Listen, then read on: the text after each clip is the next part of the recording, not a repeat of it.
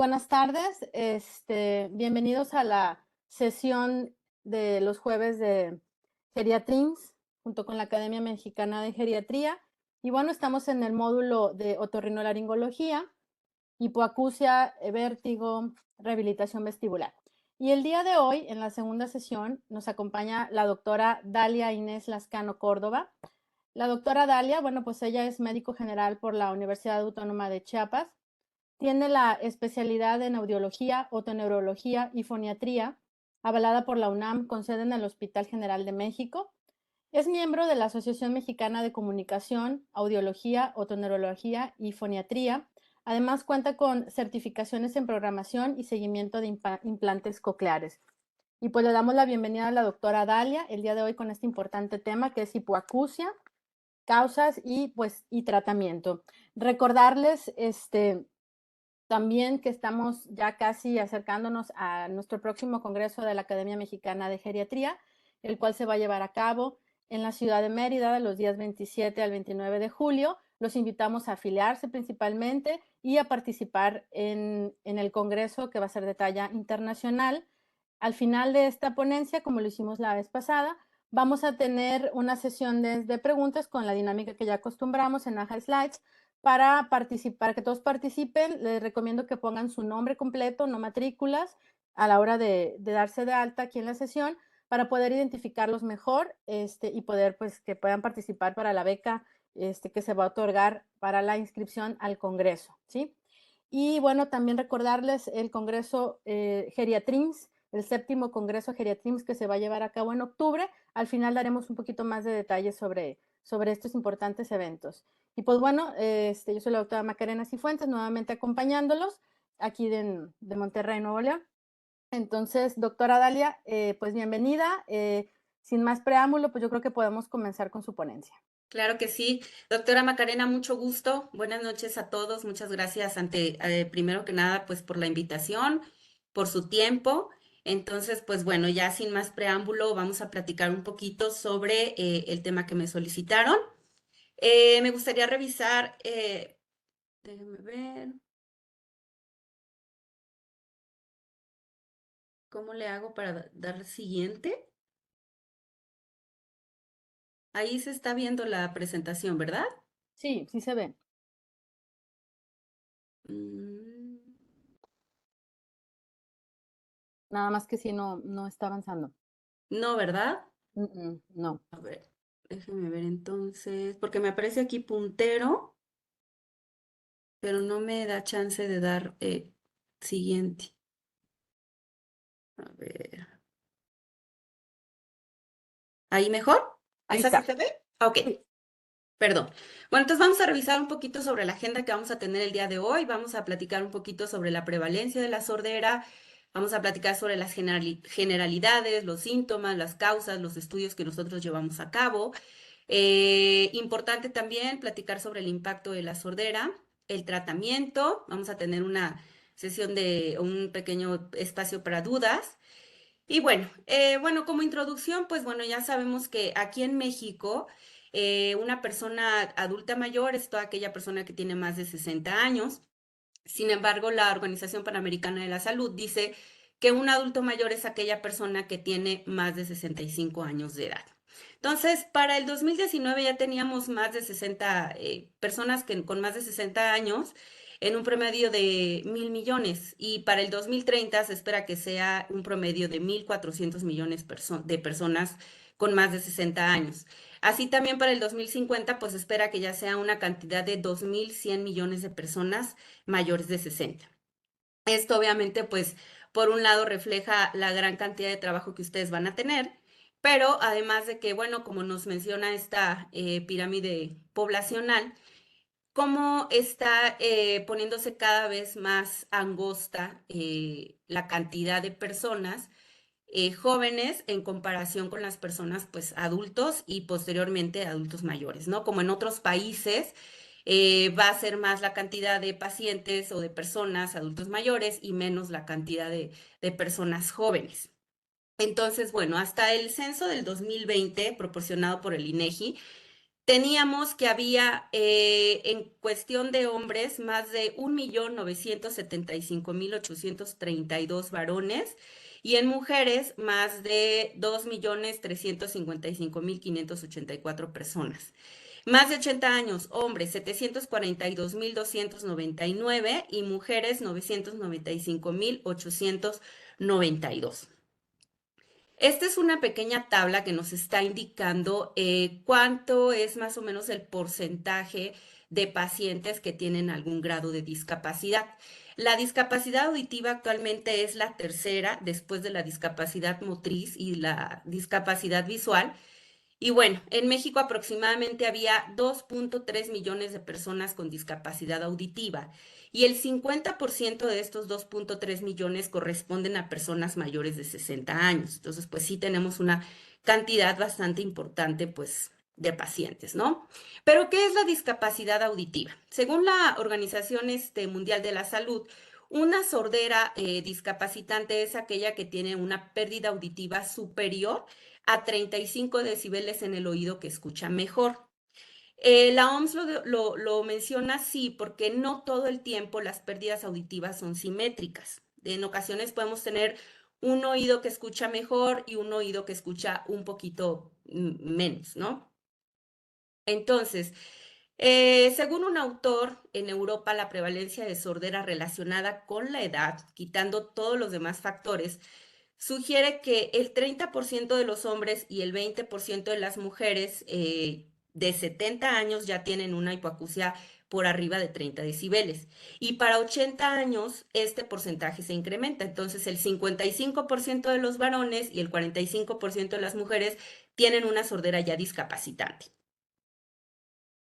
En cuanto a las generalidades de la sordera, pues me gustaría mencionarles que nosotros como audiólogos hacemos estudios para medir la audición y en el caso de los adultos hacemos un estudio que se llama audiometría tonal. Entonces seguramente ustedes ya lo conocen. Trabajamos previa otoscopía, revisar que no haya tapones de cerumen, que el tímpano esté íntegro, que no haya ninguna datos de otitis. Posteriormente vamos a pasar al paciente dentro de una cámara sonoamortiguada, preferentemente son cámaras pues que obviamente van a atenuar todo el ruido que está de fondo, ya sea aviones que de pronto pasan cerca de los consultorios, el tráfico, ruido o plática de gente que está en el exterior del consultorio, incluso a veces los mismos familiares están platicando y el paciente está dentro de la cabina. Entonces, lo ideal es hacerlo en una cabina sonoamortiguada para que el estudio pues sea lo más confiable posible. Con este estudio nosotros vamos a medir cuánto está escuchando el paciente frecuencia por frecuencia. Las frecuencias que nosotros podemos medir son las frecuencias más graves son de 125 Hz hasta las más agudas que son de 8000 Hz. Y nosotros vamos a tener este audiograma. Para fines prácticos, ¿se ve por ahí mi puntero? No sé si lo alcancen a ver, pero bueno, remarqué una línea negra y finalmente nuestra audición normal está entre menos 10 y 20 decibeles. Todos los resultados que caigan en esta franja se puede decir que son audición normal. Pero el problema comienza cuando nosotros tenemos resultados por debajo de 20 decibeles. En este caso, por ejemplo, tenemos de 20 a 40 decibeles, clasificamos a la sordera como superficial o leve. Luego de 40 a 70 decibeles, la hipoacusia ya se convierte en moderada. De 70 a 90 decibeles ya tenemos una hipoacusia severa y por arriba de 90 decibeles entonces ya estamos frente a una sordera pues ya profunda. ¿Ok? Obviamente, dependiendo del grado de la sordera, pues los síntomas van a ser también, aunque son los mismos, sí los síntomas son muy marcados en una sordera ya profunda, que muchas veces tenemos que gritarle a los pacientes, es prácticamente imposible que ellos sostengan una conversación en lugares con ruido, incluso en su domicilio, y pues obviamente van teniendo cada vez más aislamiento social. Entonces nosotros vamos a tener, les puse por aquí algunos ejemplos de audiogramas que van a ser diferentes porque podemos tener este tipo de resultados en los que, por ejemplo, en la primera gráfica vemos una sordera que está por debajo de 20, continúa bajando sobre todo en las frecuencias más agudas, que son las que están a partir de 2000, 4000 y 8000 Hz. Y obviamente este paciente puede ser que nos refiera que tenga algunas dificultades para escuchar en ruido, que de pronto cuando le hablan por detrás le cuesta trabajo escuchar o entender lo que le están diciendo, que algunas ocasiones necesita que le repitan algunas palabras que le acaban de mencionar. Los tipos de sordera que se ven en este tipo de pacientes son sorderas neurosensoriales. Esto significa que lo que está alterado son las células ciliadas de la cóclea.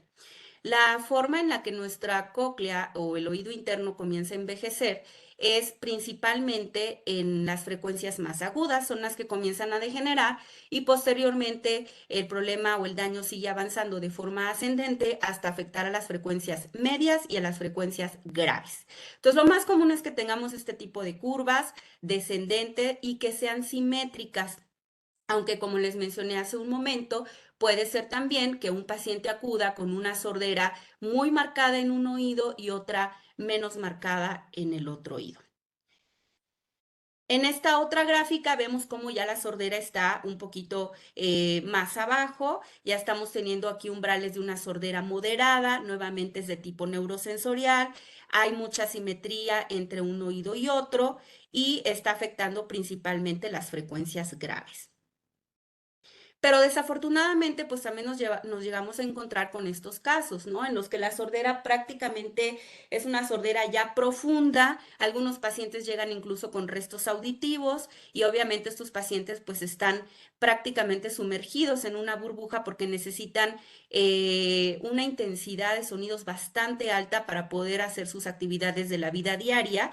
Incluso, por ejemplo, es difícil que a veces ellos escuchen la alerta sísmica, el timbre del teléfono, etcétera, ¿no? O sea, el timbre de casa y todo eso pues hace que ellos vayan mermando mucho su calidad de vida.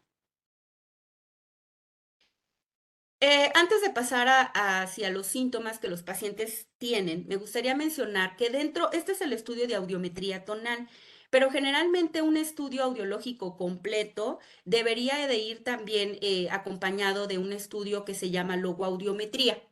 La logoaudiometría no es más que hacer unas pruebas para ver qué tanto el paciente puede determinar o puede discriminar en la cabina. Es decir, nosotros estamos enviando palabras a diferentes intensidades y podemos valorar cuál es la capacidad de reconocimiento de estas palabras. Prácticamente aquí estamos trabajando sin ruido.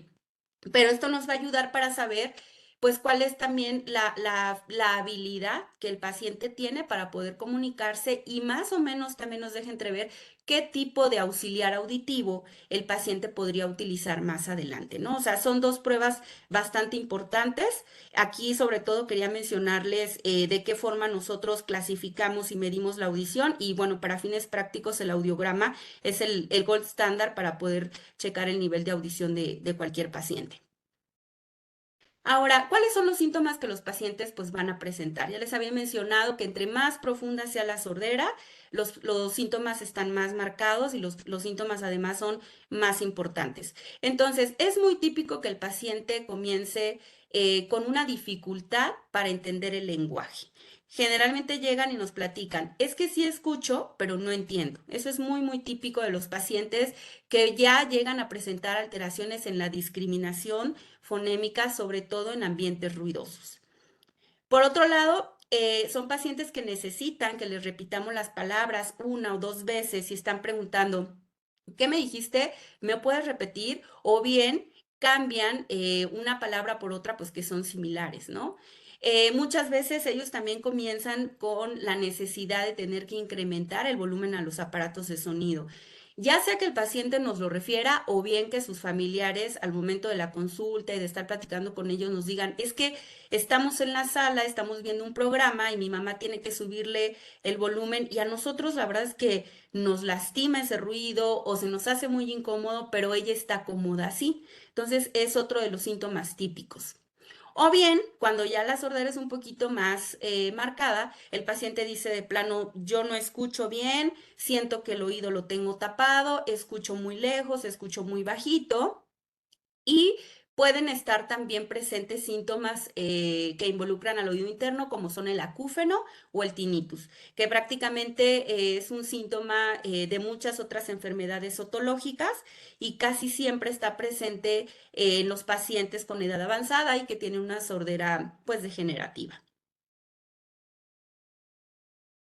Ahora, platicando un poquito sobre qué es lo que causa la sordera, me gustaría enfatizar que esta enfermedad puede estar presente desde el nacimiento, pero también muchas veces se va adquiriendo a lo largo de la vida. Entonces, realmente hay muchísimas causas, pero además hay factores que pueden empeorar el nivel de audición de un paciente.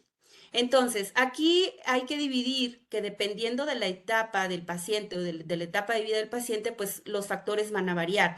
Tenemos factores independientes que se presentan en la etapa prenatal, factores que pueden estar presentes en la etapa perinatal, durante la infancia y la adolescencia, y los factores que son los que nos atañen el día de hoy, que están presentes en la edad adulta y en la edad avanzada. Y como les mencionaba, además de eso, vamos a sumar factores que pueden estar presentes en cualquier momento de la vida. En cuanto a los factores pues, de edad adulta y avanzada, uno de los principales son justo las enfermedades crónico-degenerativas. Se ha mencionado que todo aquello que altera el corazón y que también puede afectar al cerebro, de igual forma puede afectar al oído. Entonces, aquellos pacientes que tienen cifras de presión arterial elevadas, también son datos de hipoxia a final de cuentas dentro del oído interno y eso obviamente va haciendo que merme la calidad auditiva. Los pacientes que tienen también colesterol alto son pacientes que tienen un riesgo mayor de sordera en comparación con los que no tienen este tipo de enfermedad. En el caso de la diabetes se ha asociado incluso un riesgo doble o dos veces más, digamos, la relación es doble en el caso de pacientes que no son diabéticos y que los pacientes diabéticos hacen que su factor sea mayor y presenten a edades más tempranas también sordera. El tabaquismo, pues obviamente por la acumulación de radicales libres y la hipoxigenación, hace también que las células ciliadas dentro de la cóclea sufran y comiencen a degenerar antes que un paciente que no fuma. Se ha asociado incluso, aunque no hay estudios muy serios todavía, sobre el uso de los vapeadores o los vapeadores que han reportado de forma anecdótica incluso pérdida auditiva súbita en este tipo de pacientes, aunque les menciono que todavía no hay nada como tal establecido. En el caso de la otosclerosis, pues esta es una enfermedad que generalmente afecta al oído medio y que comienza en edades mucho más tempranas. Para la otosclerosis casi siempre hay un factor familiar que nos dice el paciente es que mi tía, mi mamá o muchas, digamos, muchos miembros de la familia comenzaron a perder el oído desde muy jóvenes, ¿no? La edad generalmente en la que se presenta es entre los 30, 35, 40 años, es más común en mujeres, aunque también lo vemos en varones, y es una enfermedad que obviamente cuando le mezclamos aparte el factor de la edad, de la degeneración propia del oído interno, pues hace que el paciente tenga una sordera mucho más marcada. La causa de audición, pues más frecuente y a la que todos nos vamos a exponer después de los 60 años aproximadamente, es la degeneración neurosensorial por la edad. El oído interno, al igual que las otras células de los ojitos, de la piel, del cabello, comienzan a degenerar con la edad. Se dice que uno de cada tres americanos empieza a perder audición a partir de los 60 años y como les mencionaba, y muy importante recalcar, hay muchos otros factores que hacen que nosotros perdamos la audición, incluso mucho de forma más prematura. Y por otro lado, pues la degeneración neurosensorial repentina. Es muy común que algunos pacientes que tienen desequilibrios metabólicos, llámese cuadros o alteraciones con la presión arterial, dislipidemia muy marcada, o que debutan, por ejemplo, con algunas alteraciones con el metabolismo de la glucosa, pueden hacer cuadros en los que el oído pierde completamente su audición o en algunas ocasiones no la pierden completamente, pero sí quedan con una secuela audiológica permanente. Entonces, estos casos nosotros pues, los conocemos como hipoacusia súbita y pues sí, son casos también que los llegamos a ver en pacientes, sobre todo de edad avanzada, como les mencionaba, por las alteraciones metabólicas, alteraciones también de oxigenación y vasculares, que son factores para que ellos puedan presentarlas. Muy bien. Y les mencionaba también hace un momento que también hay factores que están a lo largo, pues, de toda la vida que nos pueden empeorar la sordera, ¿no? En este caso, pues estoy poniendo aquí uno de los más frecuentes son los tapones de cerumen, que como sabemos, pues el cerumen es una sustancia que se produce de forma natural por las glándulas que se encuentran en el conducto auditivo externo. Sin embargo, en algunas ocasiones el paciente puede simplemente producir demasiado cerumen y muchas veces eso, aunado a que utilizan cotonetes, va haciendo estos tapones muy sólidos, incluso algunos llegan ya muy como calcificados, y que obviamente pues son un factor mecánico que está impidiendo que las ondas del sonido atraviesen y lleguen hacia el oído medio y posteriormente hacia el oído interno. Entonces, les mencionaba, muy importante primero valorar cómo está ese conducto, si está permeable y si no, pues ya con quitar ese tapón de cerumen estamos ayudando a que la audición sea un poquito más efectiva. Por otro lado, pues traumatismos en el oído, todos aquellos pacientes que han sufrido algún traumatismo cráneoencefálico pueden tener una secuela también audiológica y esto obviamente puede exacerbar la sordera por la edad. El ruido es un factor que, híjole, actualmente lo estamos viendo desde edades muy tempranas.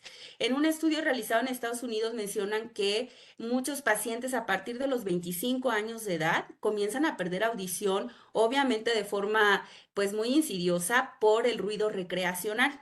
En nuestro país realmente no existen o no hay medidas para poder regular el exposición a ruido sobre todo en los tianguis, en mercados, centros nocturnos, incluso la calle, ¿no? Entonces, realmente el ruido sí es un factor que nos está provocando ya que la sordera comience incluso en edades más tempranas a lo que usualmente se podía ver anteriormente, pero todo aquel ruido mayor de 85 decibeles que esté presente o constante en cualquier momento de la vida, se considera como un ruido nocivo y que nos puede hacer obviamente muy susceptibles a perder la audición.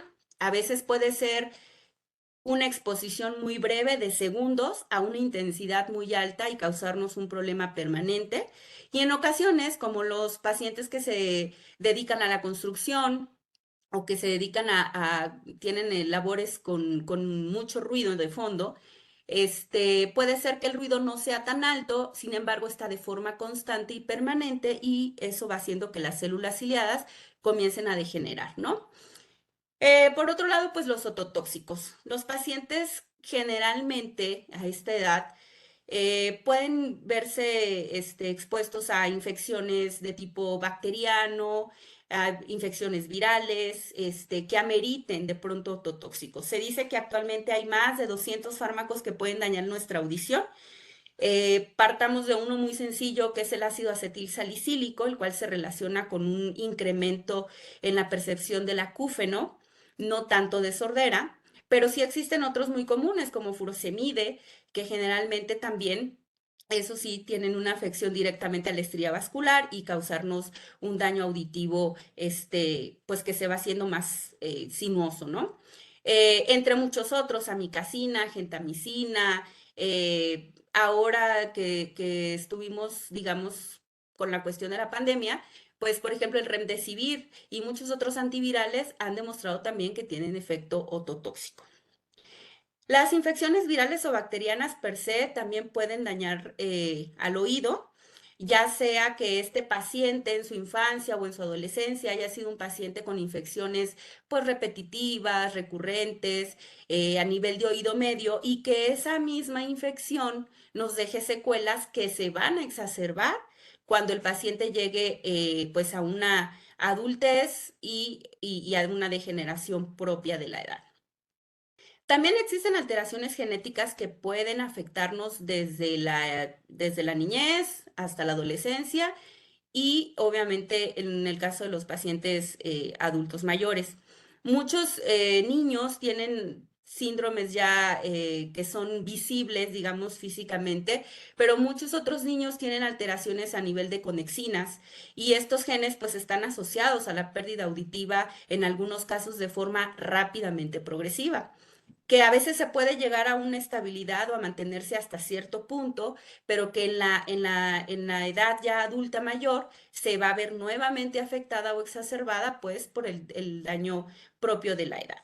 Entonces, como pueden ver, hay muchos factores y causas de la sordera y obviamente una sordera en la edad adulta, pues obviamente puede estar producida por muchos factores al mismo tiempo. Ahora, ¿cuál es el impacto de la sordera? Primero, pues tenemos un impacto económico. Según la OMS, los casos desatendidos de sordera representan un costo anual mundial de 980 mil millones de dólares. Es decir, un paciente sordo realmente le sale caro al sistema sanitario porque es un paciente que generalmente empieza a tener alteraciones sociales porque hay una alteración en la comunicación y eso pues obviamente no es muy viable para que un paciente trabaje, a veces ellos mismos se aíslan o bien no existen como tal lugares que sean como tan inclusivos y que permitan que un paciente sordo esté laborando. Entonces, pues primero representan una carga económica sanitaria. Por otro lado, y como mencionaba ahorita, pues también tienen una alteración laboral importante.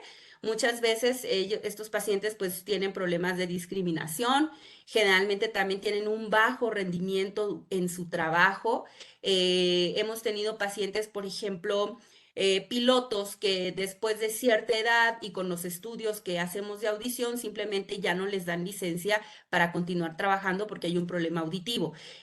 Pacientes, por ejemplo, que son recepcionistas o secretarias y que empiezan a tener problemas para escuchar, ya no son tan viables porque pues obviamente en el caso de los patrones o los jefes dicen, oye, es que te dejé un recado y no lo entendiste correctamente, ¿no? O cuando están expuestos a utilizar teléfonos para recibir llamadas, call center, también son pacientes que empiezan a tener muy bajo rendimiento por su misma discapacidad auditiva. En el aspecto cognitivo voy a tomarlo más adelante con mayor importancia, pero bueno, la sordera actualmente se ha asociado a riesgo de demencia, baja cognición, incluso alteraciones en la memoria, que vamos a platicar un poquito más adelante. El aspecto social, como les mencioné, generalmente estos pacientes comienzan a aislarse, les da muchísima pena acudir a eventos sociales, a reuniones familiares incluso, comienzan de alguna forma como que a sumergirse en una burbuja porque les da vergüenza preguntar o que les pidan o ellos pedir que les repitan las cosas, comienzan a sentirse un poquito como una carga para sus familiares y empiezan a generar también hasta cierto punto cierta dependencia porque muchas veces ellos están en un nivel de audición tan bajo que literalmente necesitan un traductor, ¿no? Que es al hijo o a la hija con el que viven o el esposo, que es al que ya le leen súper bien los labios o al que le entienden muy bien por su tono de voz y es el único que les puede traducir lo que está pasando a su alrededor.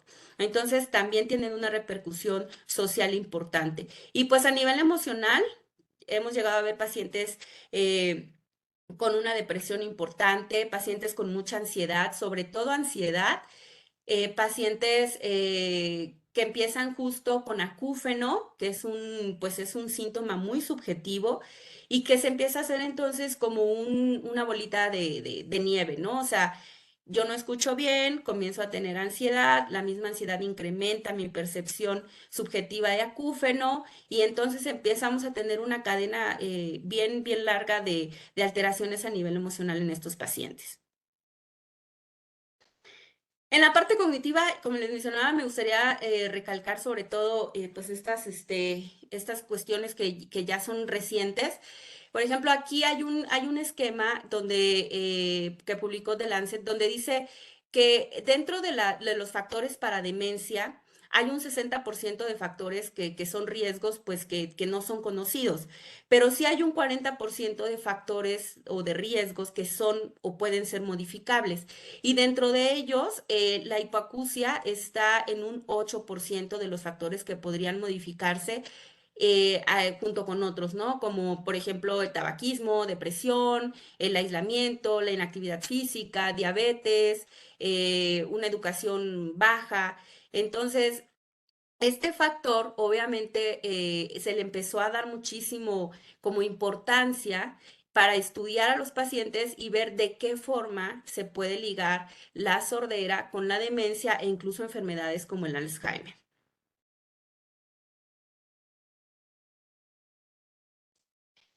Este es un estudio que se llevó a cabo en la Universidad de Oxford, donde estudiaron a varios pacientes, a 82,000 pacientes, que fueron seguidos durante 11 años. Estos pacientes eran hombres y mujeres mayores de 60 años, todos ellos, y en un inicio se les hicieron pruebas para valorar cómo era la discriminación o la percepción del lenguaje en ruido. Al principio utilizaban el ruido blanco, que es como simplemente es como un ruido constante, y los fueron siguiendo durante todos estos años. O sea, ellos hicieron una clasificación entre pacientes que no tenían problemas para reconocer, pacientes que tenían cierta dificultad para reconocer y pacientes con pobre reconocimiento del lenguaje en ruido. Entonces, ellos encontraron realmente que sí había una asociación del 60 y el 91% de demencia en comparación con aquellos pacientes que no tenían problemas para discriminar el ruido. Se dice que pues este tipo de estudios fueron de los primeros en los que se dio como esa importancia a valorar qué podría o cuál sería la relación entre sordera y demencia. Aquí hay otro estudio en el que aquí se estudiaron 10,000 varones de 62 años y más, y ellos tuvieron algunas alteraciones o fallas también en la memoria, alteraciones en el pensamiento, y encontraron que a mayor grado de sordera había mayor empeoramiento cognitivo. Entonces, ellos aquí lo que hicieron fue estudiarlos en la parte cognitiva, pues con el mini mental modificado, menciona aquí el artículo, y los fueron siguiendo y al final de 6 años, estos pacientes, los que tenían sordera, por ejemplo, moderada, tenían 30% de declive cognitivo con respecto a su primera prueba al inicio, y los que llegaron a tener sordera de moderada a severa, tenían un decline, o sea, una alteración cognitiva del 42 hasta el 52%. Este otro estudio fue realizado por el equipo de John Hopkins y ellos estudiaron pues varios pacientes. Aquí mencionan que encontraron en una muestra 1984 pacientes. A estos pacientes lo que les hicieron fue justo, les empezaron a hacer, digamos, un score de cómo estaba la función cognitiva y los estuvieron siguiendo durante 6 años y encontraron que la alteración cognitiva estaba asociada al 24% de pacientes que tienen sordera. Entonces, bueno, este es un estudio que se realizó en pacientes que tienen implante coclear, pero me pareció pues importante mencionarlo porque este estudio sobre todo se enfoca en la cuestión que tiene que ver con el estado general del paciente. Entonces vemos, por ejemplo, del 100% de los pacientes se les pregunta si la hipoacusia pues afecta su vida, digamos, de forma negativa y vemos que la gran mayoría de los pacientes pues dicen que sí, que afecta la mayor parte del tiempo.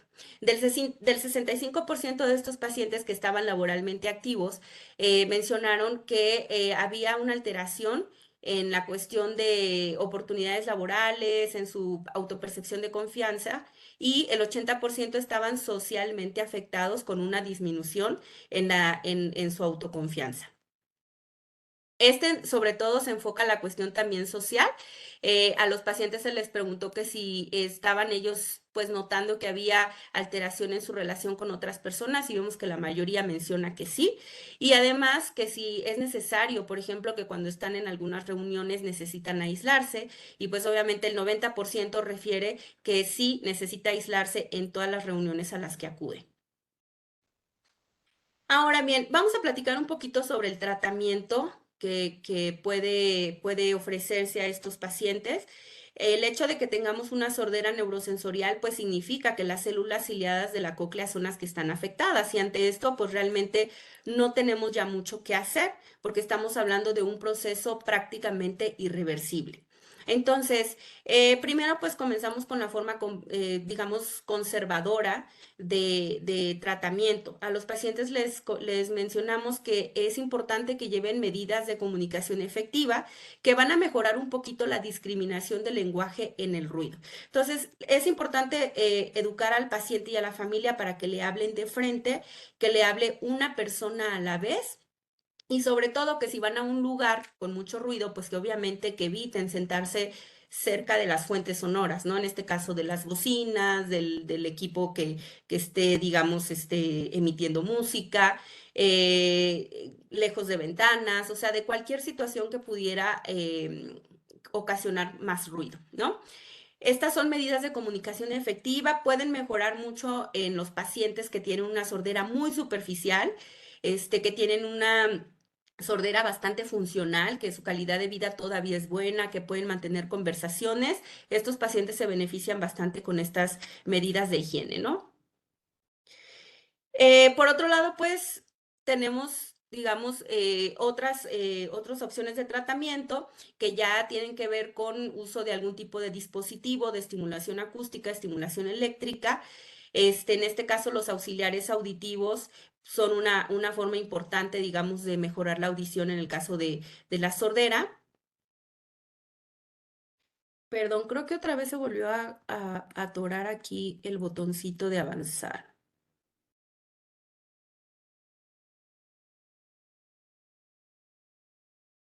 Creo que, a ver, parece que ya.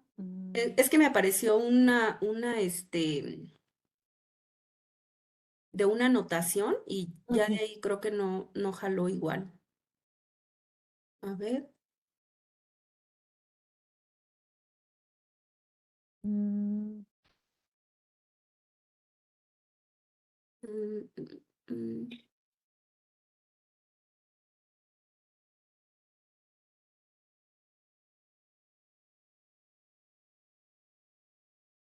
a ver. No, ¿verdad? no, sí, no avanzó, como que se trabó. ¿El cursor sí se mueve? Sí, ¿Sí? A ver, déjeme ver.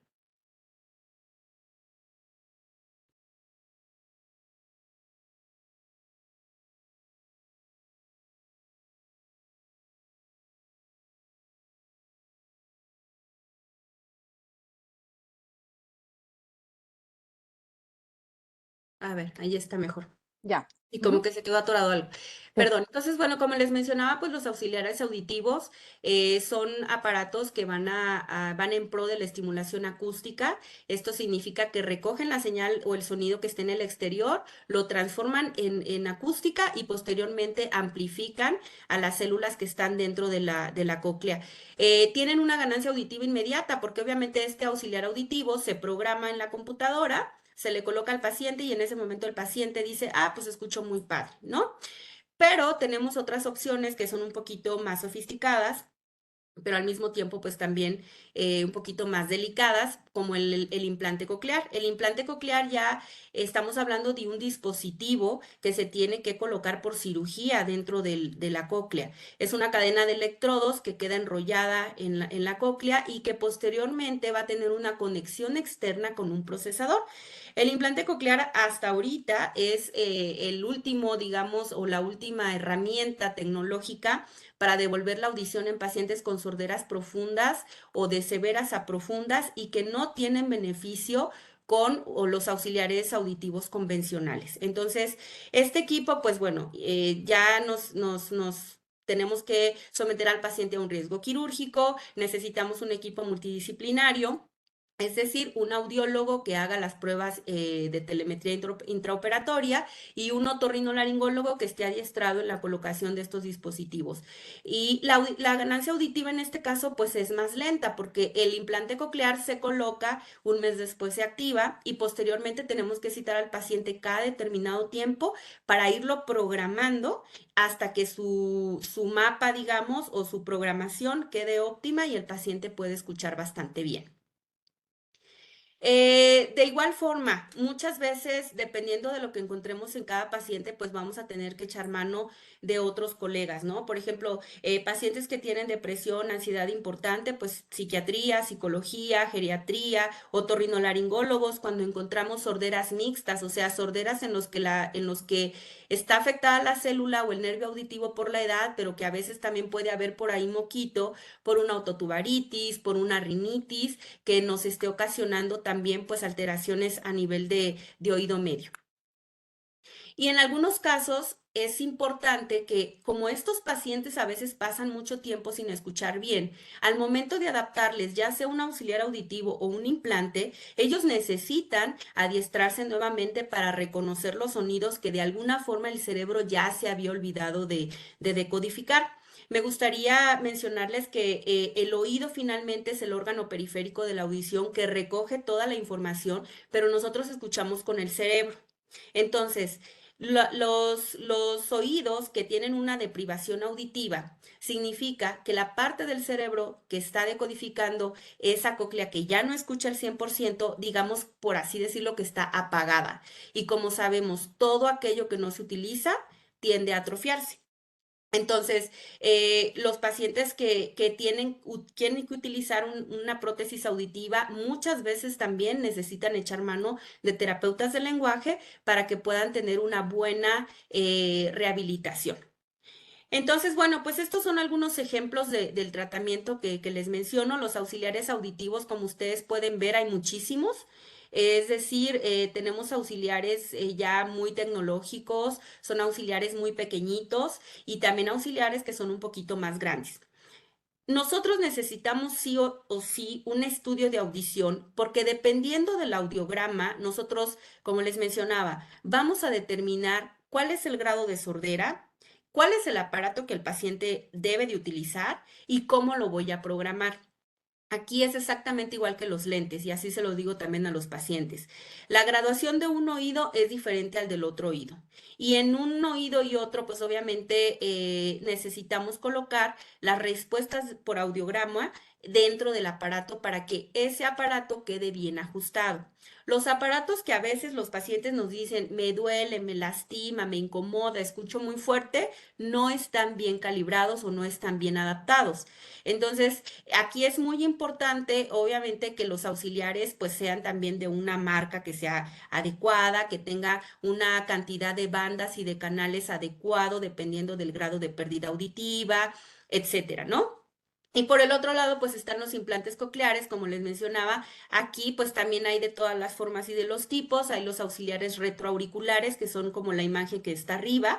Lo que ven en la parte de arriba, que es como una antena, es justamente una antena que está pegada a un imán y eso es lo que lleva la información hacia la cadena de electrodos que quedó dentro de la cóclea. Pero también están los implantes cocleares que no tienen antena ni cable, que solamente son esa bobina que se ve en el caso de la paciente mujer y que en ese mismo dispositivo está todo. Está el imán, están los micrófonos y está el procesador.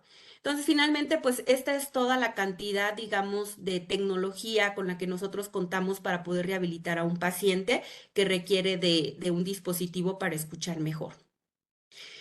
En el mismo tenor del estudio que les mencionaba de los pacientes implantados y que encontré, pues este es el resultado después de que ellos utilizan un implante, ¿no? Pero podemos hacer una similitud con los pacientes que utilizan un auxiliar auditivo, pues convencional. El 100% de los pacientes a los que se les preguntó si había mejorado su vida de forma positiva, pues vemos que la gran mayoría dijo, estoy mucho menos molesto y estoy menos molesto en el caso del 40% y 60% mucho menos molesto. Y de los pacientes que trabajaban que era el 65%, dijo tener muchísima más confianza también en oportunidades laborales y dentro de su trabajo. O sea, tienen la percepción, digamos, subió del 90 al 95% en cuanto a mayor seguridad y mayor autoconfianza. En este caso, en cuanto a la cuestión social, generalmente los pacientes refieren que se sienten más cómodos cuando están con otras personas. El 70% de los pacientes implantados asiste a más reuniones y el 87% se retira menos, que era lo que les mencionaba. O sea, finalmente el paciente cuando está en un ambiente en el que sabe que está escuchando bien, se siente más cómodo, participa porque los pacientes se aíslan y obviamente tienen menos necesidad de aislarse o de retirarse, ¿no? Entonces, bueno, pues hasta aquí la charla que tiene que ver con sordera en el adulto mayor. No sé si exista por ahí alguna pregunta para poder despejarla. Muchísimas gracias, doctora Dalia. Realmente fue una charla muy interesante. Muchas felicitaciones. Estuvo Gracias. muy clara, muy completa y la verdad es que como geriatras este tema es un tema muy importante. Digo, como usted lo comentó, la demencia, el deterioro cognitivo está muy asociado a la hipoacusia, ¿no? Ya está demostrado y realmente es un punto de quiebre para el desarrollo de otros síndromes geriátricos, ¿no? Como usted lo comentó, los trastornos afectivos, la depresión, el aislamiento, y bueno, va llevando cada vez a más complicaciones en nuestros pacientes mayores y pues es sumamente complejo porque pues como bien lo dijo, vienen ya de toda una vida de tener factores de riesgo que vienen a empeorar aparte el proceso del envejecimiento, ¿no? Entonces, saber intervenir y poder generar, me encantó el término de las medidas de comunicación efectiva, ¿no? Que a veces uno cree que solamente es pues el auxiliar, ¿no? Y cuestiones tan sencillas como el ambiente, evitar los ototóxicos, ya todo en conjunto pues puede ayudar muchísimo, ¿no? Sí, es correcto. Y bueno, aquí hay unas preguntas. Claro. Vamos a, dice el doctor Josafat, buenas noches. En la consulta externa y en hospitalización, pareciera que hay una percepción negativa de usar dispositivos auditivos en los adultos mayores. ¿Existe algún instrumento de medición o encuesta que ayude a identificar por qué no aceptan los adultos mayores usar el auxiliar? No sé si quiera comentar algo. Claro, sí, realmente creo que también a nosotros nos pasa. O sea, muchas veces los pacientes finalmente son llevados por los hijos o por los familiares que viven con ellos porque literalmente ellos son los que están lidiando con los pacientes sordos. Todavía hoy en día existe muchísima cerrazón a la cuestión de utilizar auxiliares auditivos. Entonces, doctor, realmente es estar picando piedra y nosotros nos enfrentamos también a la misma barrera. Muchas veces los pacientes llegan no porque ellos quieran, sino porque son llevados por sus familiares. Y aquí la situación es que finalmente están pasando dos cosas. La tecnología ha estado en los últimos años avanzando demasiado y estos pacientes que hoy no quieren utilizar auxiliares auditivos generalmente tuvieron una impresión negativa con el vecino, con el amigo o con otros familiares que adquirieron auxiliares que no son de buena calidad muchas veces, que son donados, porque también no, tenemos pacientes que es que me los dieron en el DIF, me los dieron aquí, me los dieron allá, y a veces son auxiliares, híjole, se escucha feo, pero a veces son de mala calidad o no son los adecuados para el paciente. Entonces, ese paciente con un auxiliar que no es adecuado para su grado de sordera o el tipo de sordera que tiene, siempre va a manifestar disconfort y alteraciones para escuchar. Entonces, hoy nos enfrentamos a una generación precisamente de pacientes que traen esa idea y que en el momento en el que nosotros le decimos, a ver, pruébese esto o vaya a una casa comercial a probarse los auxiliares, en ese momento de verdad cambia muchísimo la perspectiva. Porque obviamente los auxiliares actualmente, como le decía, son mucho más tecnológicos, ya no son auxiliares analógicos, ahora son digitales, son programables, son muy empáticos con la tecnología, se conectan al celular, a la tele, etcétera. Y los pacientes ya muy mayores que se dan esa oportunidad, la verdad, cambian muchísimo esa perspectiva, porque sí la existe, sí es algo a lo que nosotros estamos expuestos en el consultorio. Le puedo decir que todos los días un paciente mínimo va a ir casi casi que en contra de su voluntad a hacerse el estudio, incluso refiriendo que no quiere utilizar aparatos. Entonces ahí hay que hacer como mucha labor.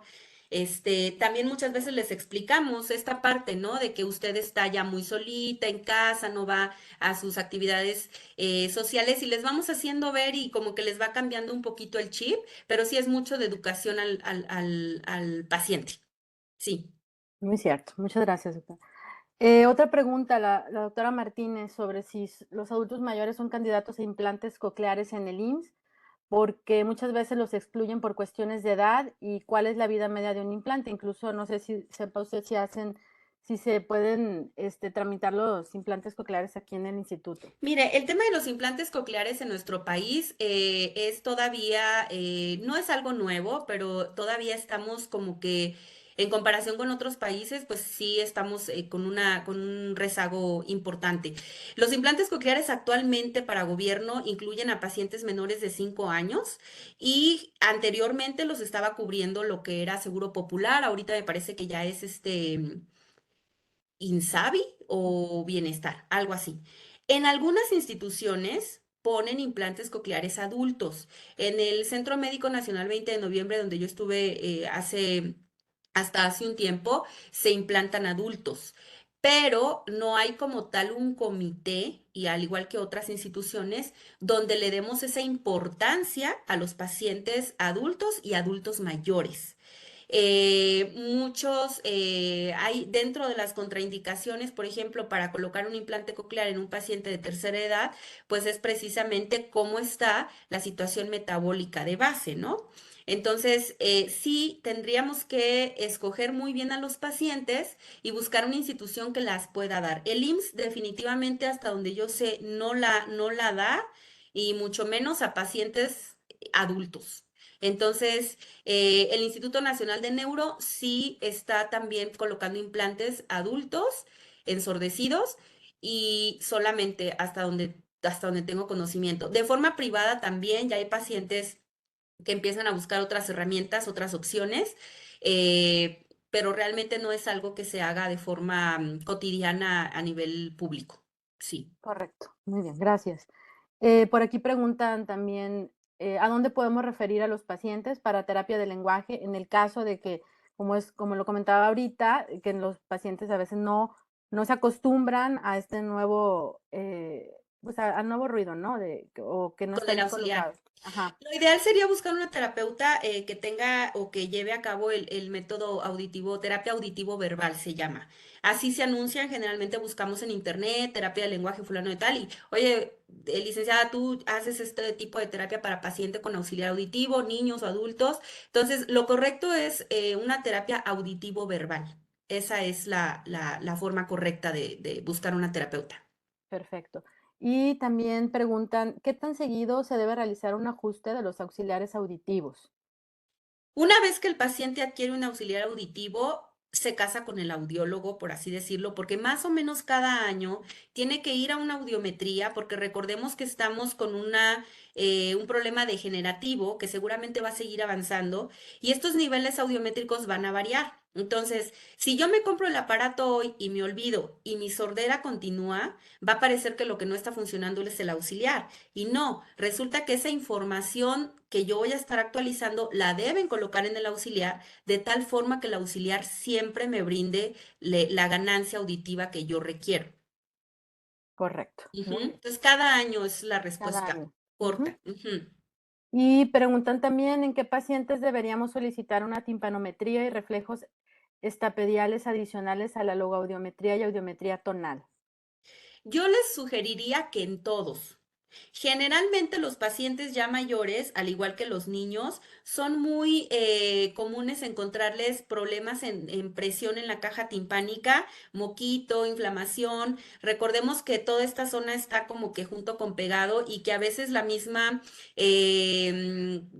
resequedad de las mucosas nasales ascienden hacia la trompa auditiva, y hace que la trompa de pronto no abra y no cierre bien y no ventile bien la caja. Entonces, esa caja timpánica mal ventilada muchas veces va a ser por ahí un trasudado, acumulación de líquido, presión negativa, y eso también puede crear mucho disconfort para la audición de un paciente. No necesariamente que nos va a causar un grado de sordera severa, pero sí es como eliminar un factor. Entonces, lo ideal es todo. Yo generalmente sugiero hacer la evaluación completa, oído interno, oído medio y obviamente la evaluación externa. Correcto, muy bien, doctora. Y por último, sabemos el costo elevado de estos auxiliares. Pregunta el doctor García que si existen auxiliares de venta libre en farmacias o para los pacientes de escasos recursos que pudiera recomendar o si sabe de algún tipo de apoyo, ¿no? La verdad es que sí, efectivamente los precios son elevados. Hay muchas veces en las que los auxiliares que no son tan, digamos así, tan sofisticados pueden brindarle cierta ayuda a los pacientes. Tal vez no es lo mejor. Yo la verdad es que sí les sugiero a los pacientes que aunque se lleven 1 o 2 años, no sé, de ir haciendo así como que la vaquita, pero que mejor opten por un auxiliar auditivo bueno. Porque lo que hemos visto es que a veces las marcas que no son a veces o no tienen ni marca, desafortunadamente, son aparatos que se les descomponen a la primera. Y cuando ese paciente dice, oye, ¿sabes qué? Se me trozó. Ay, pues es que nosotros no contamos con reparaciones, cómprate otro. Y aquí la situación de tal vez invertir en un auxiliar un poquito más caro es que tienen esa ventaja, les dan eh, garantías, les dan servicio, les dan calibraciones.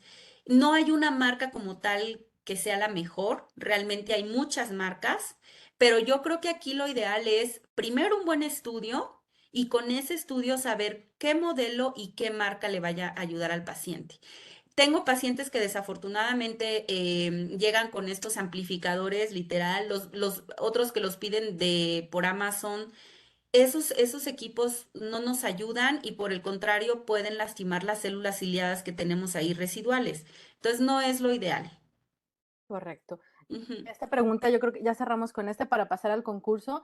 Se me hace muy interesante. Doctora, en el caso de pacientes, ya sabemos que predispone la hipoacusia al deterioro cognitivo, pero cuando el paciente ya tiene demencia, ¿cuál es su experiencia? ¿Cómo, digo, sabemos que a lo mejor las etapas avanzadas pues ya no se van a beneficiar tanto por el grado de comprensión? ¿Existe alguna estrategia, alguna herramienta que usted utilice en el caso de que el paciente ya tenga el diagnóstico de demencia para poder ayudarlo con un auxiliar? O de plano, si ya tiene el diagnóstico, ya realmente pues el aporte que puede ser el auxiliar ya no es de utilidad.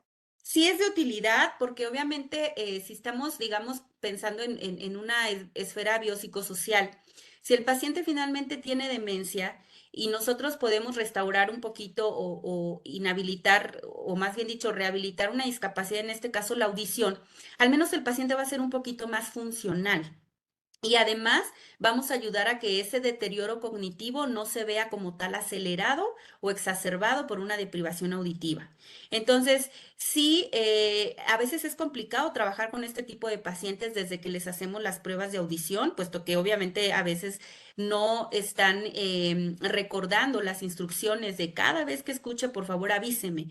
Pero podemos trabajar con ellos por expresión facial, por logaudiometría, por reconocimiento de palabras para sacar umbrales lo más confiable posibles, adaptarles el auxiliar y en la esfera, digamos, familiar, en la esfera personal, llegan a mejorar muchísimo, al menos para la cuestión de instrucciones cortas, incluso les abre la puerta también a recibir terapia para la memoria, que los hace finalmente pues más independientes en su vida diaria. Entonces, aunque tengan un paciente con demencia, sí vale la pena adaptarlo porque están más integrados a terapia, familia o la forma de recreación que ellos les guste llevar a cabo, ¿no? Sí, sin duda. Bueno, pues muy bien, cerramos entonces la sesión de preguntas. Muchísimas gracias, doctora. Realmente nos vamos, se generaron demasiadas preguntas, es porque realmente es un tema muy interesante y creo que tenemos mucho trabajo, como por aquí comentaba alguien que está en California, que felicita también por su ponencia, Gracias. sobre es que es un tema en investigación muy, muy, muy muy importante que se tiene que desarrollar, ¿no? Para la mejoría de la calidad de vida de nuestros adultos mayores. Así es. Sí, tienen mucho trabajo. Así que, Es, pues muchas gracias a ustedes por la confianza y la invitación.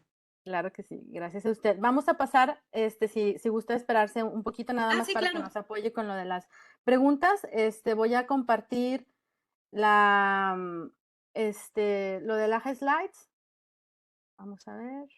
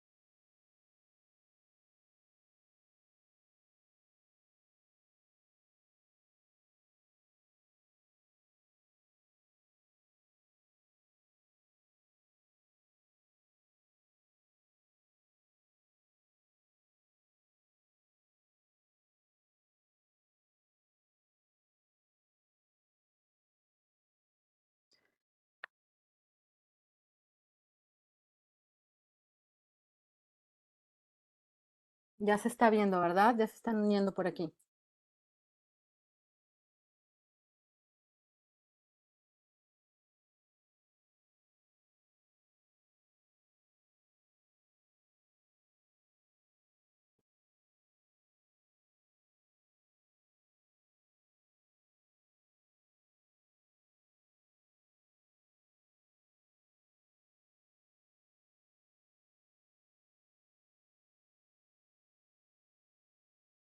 Unos segundos más para nada más ver que se unan todos.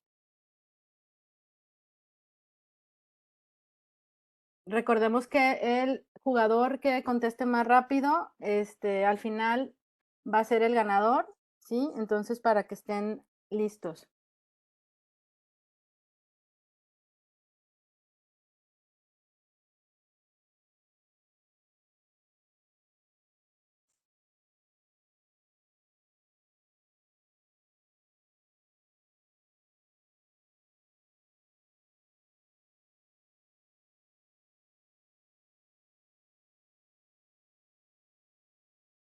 Listo, pues vamos a empezar. Doctora, ¿sí me escucha? Sí, claro. Perfecto. Bueno, vamos a empezar.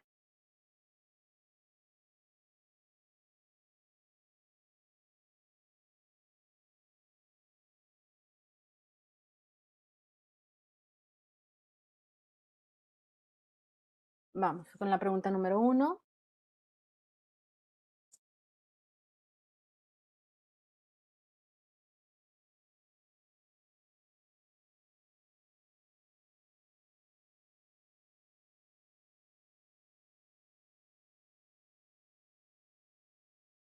La prevalencia de sordera asociada a la edad es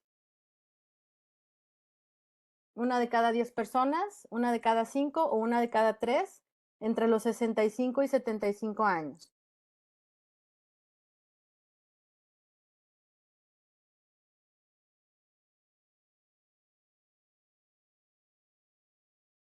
¿Ok? Perdón, se avanzó rápido. Tenemos aquí que Víctor Pérez y una matrícula y Lalo Pacheco. Muy bien, perdón, doctor, es que se avanzó. Vamos con la No, otra. está bien. Pregunta número 2. ¿La sordera puede exacerbarse por alteraciones metabólicas y o vasculares? ¿Cierto o falso? 10 segundos.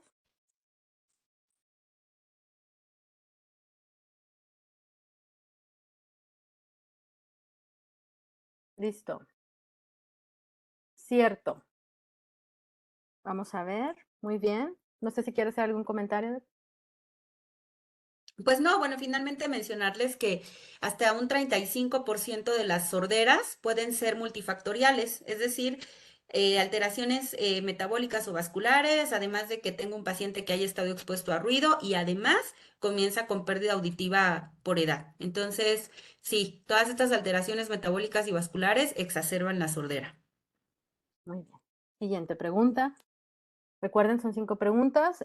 Víctor Pérez también en primer lugar y 97 11 83 3 en segundo. Daniel también. Muy bien, vamos a seguir. Pregunta número 3. ¿El daño auditivo por ruido puede revertirse con la edad? ¿Listos? ¿Cierto o falso? 10 segundos.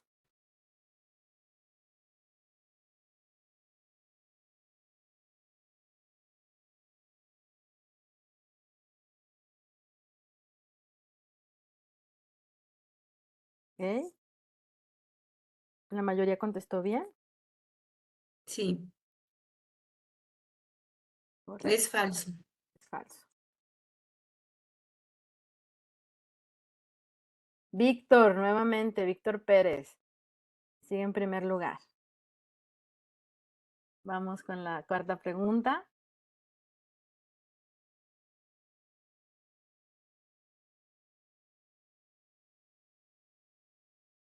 La sordera es discapacitante cuando la audición es mayor de 20 decibeles, cuando es mayor de 35 o cuando es mayor de 40 decibeles.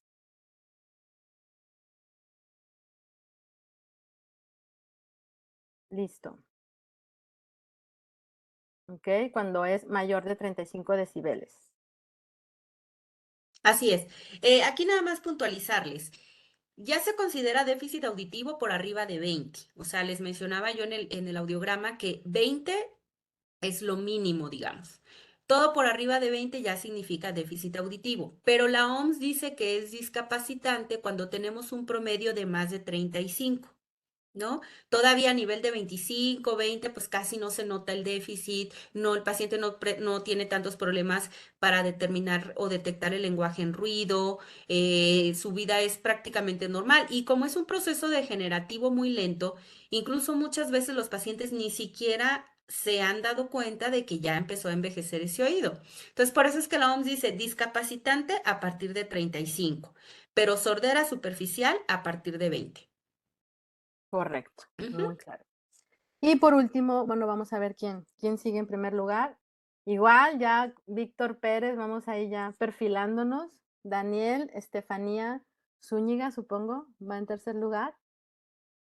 Ok, ya por último, pregunta número 5. ¿Son áreas de impacto de la sordera? ¿Laboral, emocional, cognitivo o todas las anteriores?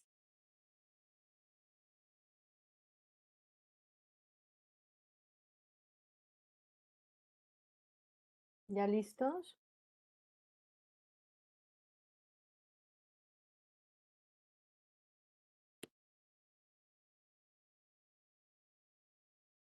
Perfecto, pues sí.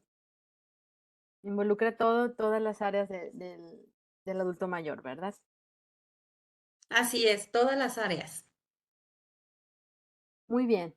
Pues bueno, terminamos ya con las preguntas y en primer lugar está Víctor Pérez. Felicidades. Y en segundo lugar, Daniel, para que se reporten y nos manden por ahí un mensajito para el trámite de las becas para la inscripción al Congreso. Muchas felicidades.